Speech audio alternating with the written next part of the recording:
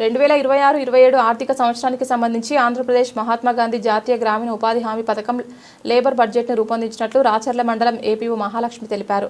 మొత్తం 14 గ్రామ పంచాయతీలకు గాను 19.26 కోట్ల వ్యయంతో లేబర్ బడ్జెట్ను అంచనా వేసినట్లు ఆమె చెప్పారు.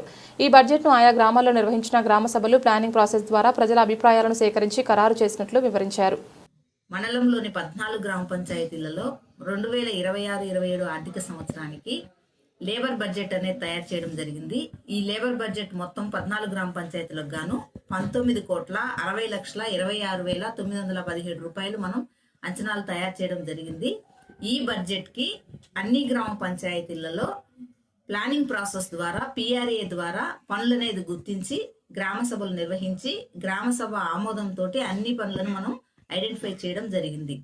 ఈ గుర్తించినటువంటి పనులన్నింటికీ కూడా ఈ మంత్ డిసెంబర్ 31వ తేదీ నాటికి అంచనాలు తయారు చేసుకొని మండల పరిషత్ తీర్మానంతో పరిపాలన ఆమోదం కొరకు ప్రాజెక్ట్ డైరెక్టర్ వారికి పంపించడం జరుగుతుంది.